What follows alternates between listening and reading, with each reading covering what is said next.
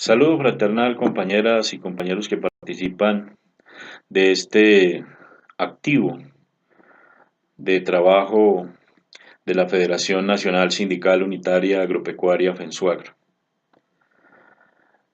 Me alegra que espacios como este se hayan convocado y se estén realizando precisamente con un tema tan importante como es el de abordar el conocimiento del contenido de los acuerdos y su implementación.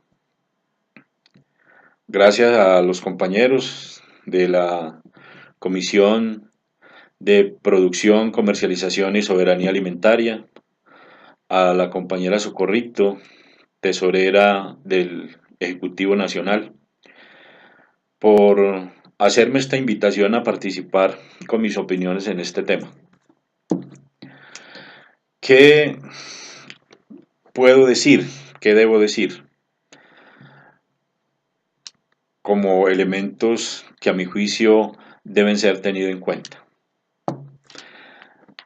Yo creo que hay algo que nosotros debemos analizar de entrada y es que por primera vez en un proceso de diálogo entre insurgencia y gobierno, por primera vez en unos acuerdos a los que llegan gobierno y guerrilla, se discuten temas más allá de los que competen a las partes enfrentadas en el conflicto armado.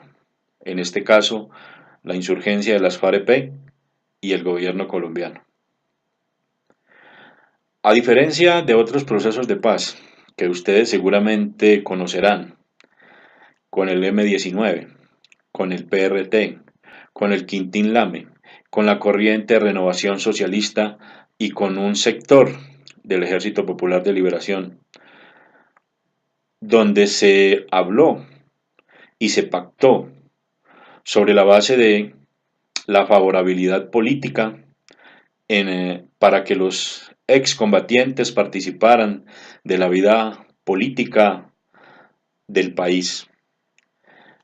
Aparte de que se les concedió el perdón judicial mediante un amplio y generalizado indulto y amnistía, y unos proyectos económicos que permitían o que buscaban permitir la reinserción económica de los excombatientes a la vida civil.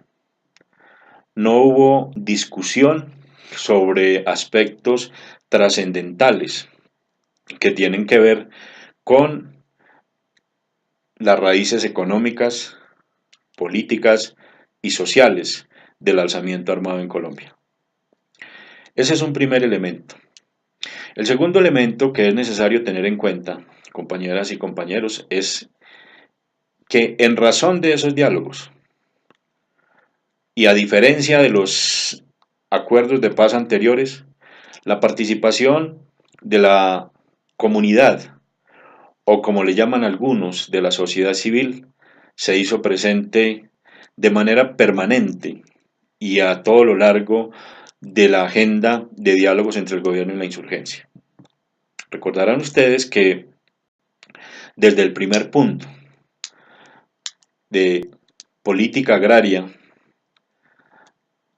que da un acuerdo sobre desarrollo agrario integral, las organizaciones, y no solo las organizaciones campesinas, sino los gremios, los partidos políticos y otras expresiones organizadas de la sociedad colombiana, tuvimos la oportunidad de participar de diversas formas en la discusión de los temas.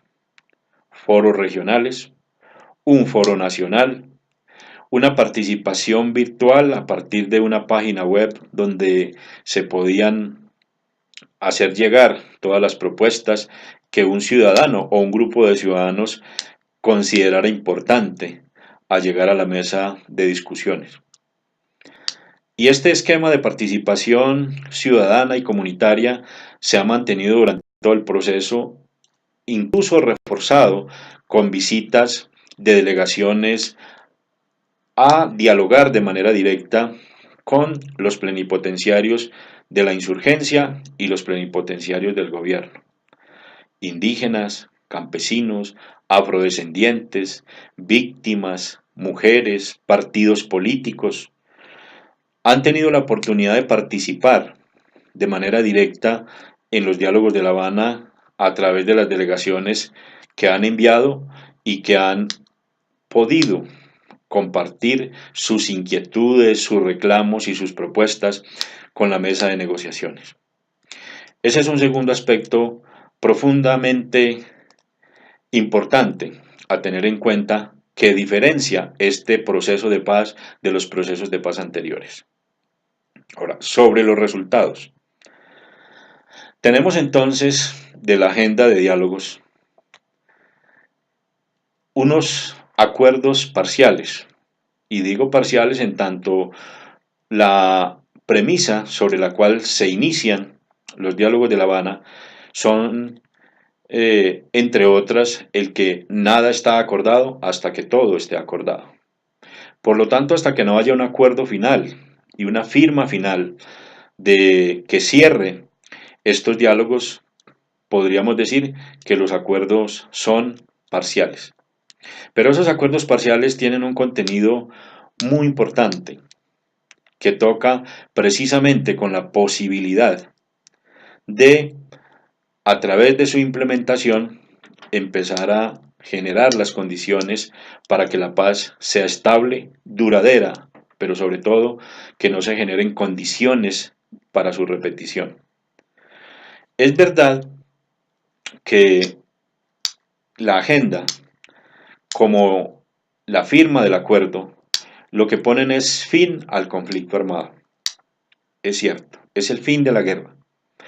Pero los acuerdos en su contenido establecen el marco, las condiciones para que los colombianos podamos entonces, a través de la implementación de estos, participar en la generación de las condiciones económicas, políticas y sociales para remover las causas que originaron el conflicto armado y llegar a lo que la propia agenda plantea, una paz estable, duradera y con justicia social.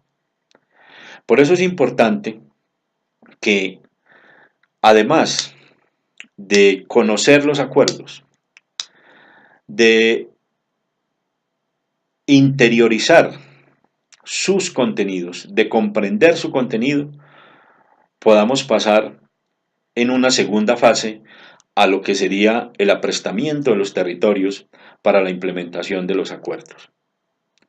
Hay dos aspectos que son inherentes a cada uno de estos acuerdos. El primero,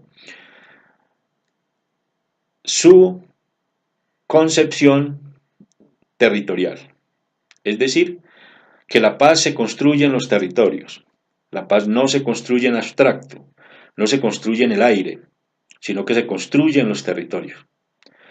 Y por lo tanto, entonces, esta concepción de territorialidad plantea el reconocimiento de las diferencias regionales y de las dinámicas regionales de nuestro país para que los acuerdos sean implementados en los territorios, pero teniendo en cuenta las características de los territorios y las diferencias que hay entre ellos. En segundo lugar, la transversalidad o el reconocimiento de perspectiva de género en cada uno de ellos. Eso quiere decir que se reconoce no solamente la forma como el conflicto político, económico, social y armado ha afectado a la mujer en Colombia, sino que se le da un papel de trascendental importancia en la implementación y desarrollo de los mismos. En esa perspectiva, entonces, compañeros y compañeras, debemos pasar de las dinámicas de difusión, de publicación de los acuerdos a la segunda etapa, que es la de prepararnos y de preparar nuestras organizaciones y de prepararnos contra las comunidades para la implementación de los acuerdos. Es decir, no es suficiente con que conozcamos los acuerdos, ni siquiera es suficiente con que los recitemos de memoria, con artículos, con puntos, subpuntos, literales y numerales. No, eso es muy importante, pero lo más importante es entenderlos en sus dimensiones políticas, económicas, en la transversalidad de género que tiene y en su concepción territorial. Pero además de eso, entonces, asumir la tarea que nos corresponde a nosotros, que es preparar los territorios para su implementación. Yo hace unos días expresé a la Junta Patriótica Nacional mi inquietud por lo siguiente. El PNUD, o sea, el Programa de las Naciones Unidas para el Desarrollo, el Banco Interamericano de Desarrollo, el gobierno colombiano, a través de el famoso Ministerio para el Posconflicto que ocupa el doctor Pardo, las alcaldías, las gobernaciones y organizaciones no gubernamentales que han estado mucho más pendientes de lo que se acuerda en La Habana que nosotros, han adelantado un terreno que nosotros aún no empezamos ni siquiera a vislumbrar. Es decir, para que hablemos en términos nuestros de agricultores, mientras nosotros todavía no sabemos dónde vamos a sembrar, ni qué es lo que vamos a sembrar, es decir, no hemos elegido el terreno, no sabemos si es rastrojo o montaña, si necesitamos tractor o asadón. El gobierno, con el PNUD, lleva 1 año y medio trabajando en lo que ellos han denominado preparar los territorios para la paz. ¿Eso qué quiere decir? Que tienen todos los proyectos, todos los programas y todos los planes que la implementación de los acuerdos requiere listos para la Unión Europea, para el famoso Plan Paz Colombia, con el cual el gobierno norteamericano reemplaza el famoso Plan Colombia, y para copar todas aquellas posibilidades de cooperación internacional de Europa, de América Latina, de América del Norte y de cualquier otro país o de cualquier otra empresa privada que esté dispuesta a participar económicamente en la implementación de los acuerdos. Mientras ellos ya van allí, o sea, ellos ya están esperando es como quien dice la semilla porque el terreno está listo para sembrar, nosotros ni siquiera hemos escogido el lote. Para que nos entendamos en términos de nosotros los campesinos. Entonces, eso quiere decir que estamos bien, pero bien atrasados. Por eso yo insisto, muy importante la labor pedagógica que se ha venido realizando a través de las cumbres de paz, de los encuentros de paz, de los seminarios por la paz y todas las publicaciones que se han podido difundir desde el movimiento social, desde la izquierda, desde el movimiento sindical, desde el movimiento campesino y demás. Eso es muy importante, pero no es suficiente. ¿Por qué no es suficiente? Porque cada uno de los acuerdos contiene unos espacios de participación comunitaria. Quiero decirles que la compañera Lisette, quien está al frente de la campaña Yo te nombro libertad, hizo un esfuerzo académico muy interesante que valdría la pena que conociéramos. Y encontró que cada uno de los acuerdos, en cada uno de los puntos, se establecen formas, espacios y mecanismos de participación comunitaria y ciudadana. Son más de 30. lo que ella pudo identificar, digamos, en un primer y somero estudio de los acuerdos en cuanto a escenarios de participación comunitaria. Nosotros no lo sabemos. No sabemos cuáles son, ni los hemos estudiado mucho, ni nos hemos dado cuenta, porque nosotros no sabemos leer entre líneas. Nosotros leemos, pero no entendemos. Entonces, si cada uno de esos acuerdos contiene espacios de participación ciudadana y comunitaria, algunos que ya están establecidos en la Constitución y en las leyes del país, como la Ley 136 y la Ley 134 y la Ley 160 y demás. Hay otros que necesitarán desarrollo legal y otros incluso cambios en la Constitución, para que esos acuerdos de verdad sean implementados en favor y con el sentido de lograr una paz estable y duradera. ¿A qué me refiero? Y voy a entrar, digamos, a que analicemos punto por punto. El punto agrario. Entonces, el punto agrario sobre desarrollo agrario integral con enfoque territorial, como se ha planteado allí, plantea varias cosas. Una, el desarrollo de una nueva reforma rural integral. Esa nueva reforma rural integral establece la necesidad de implementar una reforma agraria y para ello entonces se ha acordado la conformación de un fondo de tierras. Un fondo de tierras que nosotros deberíamos haber propuesto cómo estaría constituido y de cuántas hectáreas estaríamos hablando. Los estudios de la misión rural hablan de alrededor de 1.600.000 familias sin tierra o con tierra insuficiente. Eso nos podría dar fácilmente la necesidad de que cada familia tuviese al menos 10 hectáreas. Multiplicadas por 1.600.000 estaríamos hablando de 16 millones de hectáreas. ¿De dónde saldrían? No van a ser tierras ni de Venezuela, ni de Ecuador, ni de Panamá, ni de Brasil, con quienes tenemos, y Perú, quienes tenemos fronteras terrestres. Y obviamente pues menos por el mar. Ni están haciendo más tierra, la tierra ya está hecha. Eso quiere decir que tendríamos que haber identificado regionalmente y no en el discurso ese septieterno que nosotros tenemos, es que hay 6, 7 millones de hectáreas en manos de los paramilitares y que entonces los latifundistas tienen el 63% de la tierra cuando no son sino menos del 1% de los propietarios. Esa cantaleta, discúlpenme compañeros, no sirve en este momento.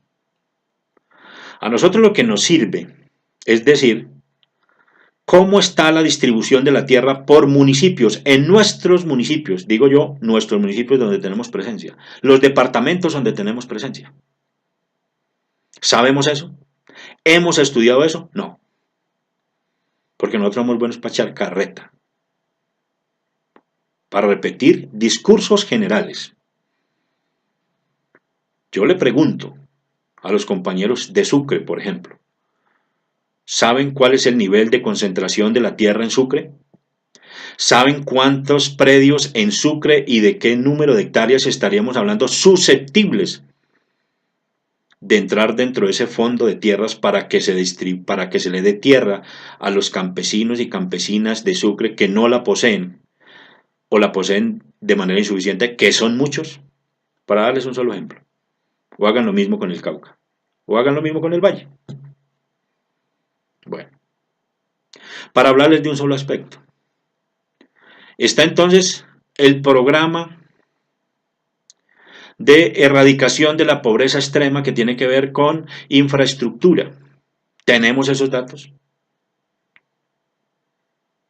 ¿Sabemos nosotros por qué decimos que X municipio, departamento, la población rural sufre de pobreza extrema? Tampoco. A más de repetir el discurso general, es que el 72% de la población rural vive en pobreza y por ahí el 40% en miseria. Punto. No sabemos más. La lucha contra el hambre. Tenemos proyectos realmente listos o en diseño para decirle, mire señor, es que para acabar con el hambre entonces nosotros proponemos esto y esto y esto y esto. No lo tenemos. Ahora pasemos al tema 2, el acuerdo sobre drogas ilícitas.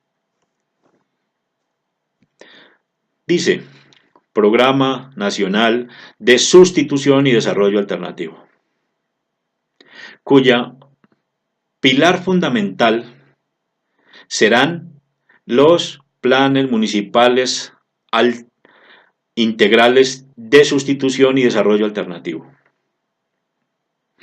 en el cual se dice que serán construidos a partir de la participación de las comunidades en lo que se denominan asambleas comunitarias.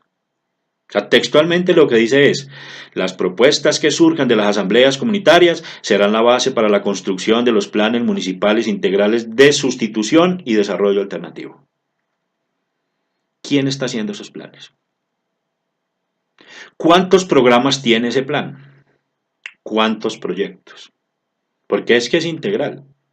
No es simplemente que pensemos entonces en cómo montar la comercializadora y un distrito de riego por aquí y un centro de acopio por allá. No. Estamos hablando de un plan integral de sustitución y de la realización de asambleas comunitarias y de formular. Nosotros no lo estamos haciendo.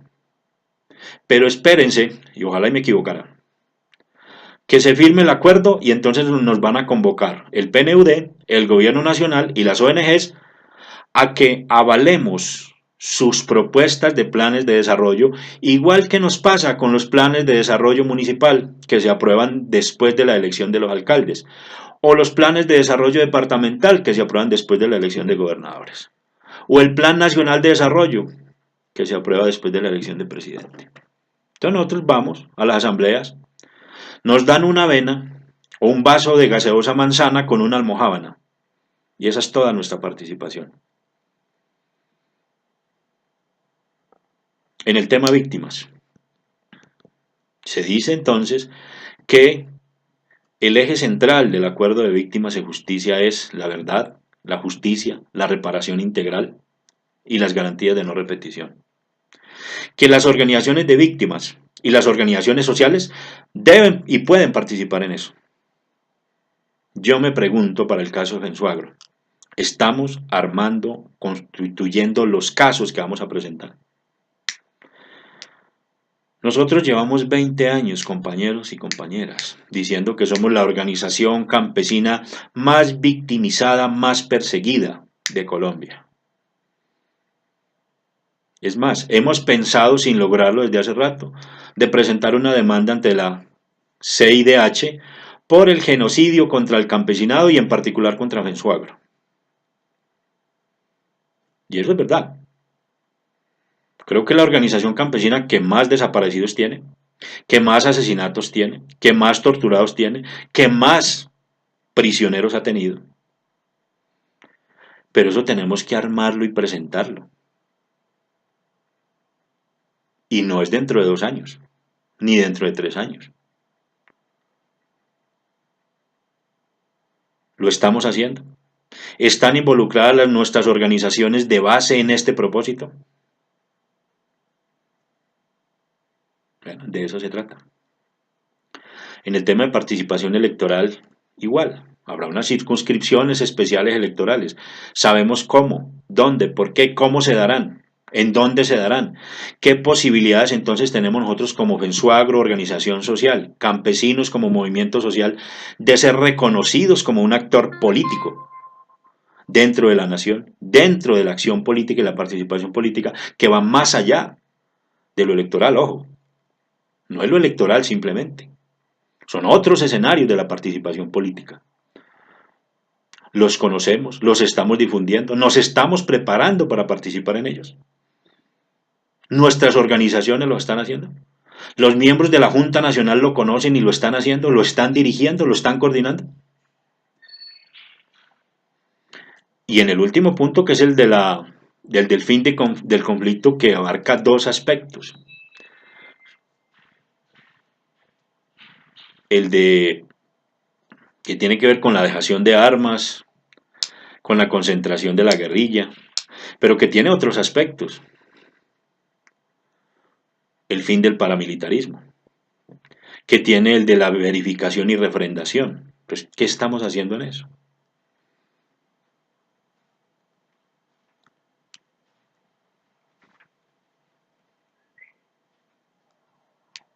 Nosotros hemos sido víctimas durante muchos años de todo el tema paramilitar.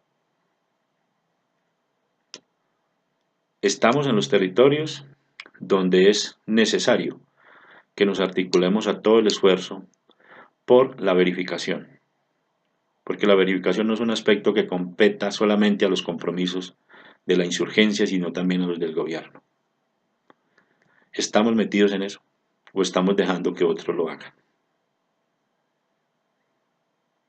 Entonces, todos estos 6 puntos, todos los acuerdos que se han dado, posibilitan nuestra participación como organización campesina y de los trabajadores de la agroindustria, para ser reconocidos como víctimas, no las víctimas individuales que son miles, sino también la federación y las organizaciones sindicales que han desaparecido por vía de la represión del Estado. Entonces, de este activo, compañeras y compañeros, debe salir un plan concreto, con objetivos, con metas concretas, con tareas concretas, con responsables concretos y con tiempos, para que de verdad aprovechemos una oportunidad que no creo que se nos vuelva a repetir y podamos entonces entrar, digamos, pisando fuerte en una coyuntura en la cual nosotros tenemos mucho que ver. ¿Cuál es nuestra apuesta sobre el referendo que ya fue aprobado como mecanismo de refrendación? ¿Cuál es la campaña que vamos a diseñar? ¿Cómo nos vamos a articular? ¿En dónde nos vamos a articular? ¿Cómo la vamos a hacer? ¿Cuál es el compromiso de FENSUAGRO al interior del movimiento sindical y al interior del movimiento Marcha Patriótica en todo lo que es la campaña por el sí? ¿Esperar que otros vayan y nos digan? ¿Esperar que otros vayan y convenzan a las bases campesinas y los saquen a votar por el sí? ¿O cuál es nuestra propuesta? Entonces, compañeras y compañeros, de nuevo les agradezco. No quiero hacerme más extenso, sé que esta reunión tiene una agenda muy importante y larga. Quería hacer simplemente estos puntos de reflexión para que ustedes los tengan en cuenta. Este activo será exitoso si salimos con un plan que tenga que ver con difusión de los acuerdos, con implementación de los acuerdos y que tenga, como les decía, objetivos, metas y tareas concretas, medibles en el tiempo, con periodos de evaluación para que vayamos corrigiendo. Si no es así, otros lo harán. Las ONGs, los municipios, las gobernaciones presentarán las propuestas de política, los programas, los planes y los proyectos que nosotros no presentemos. Muchas gracias, compañeras y compañeros. Un gran abrazo.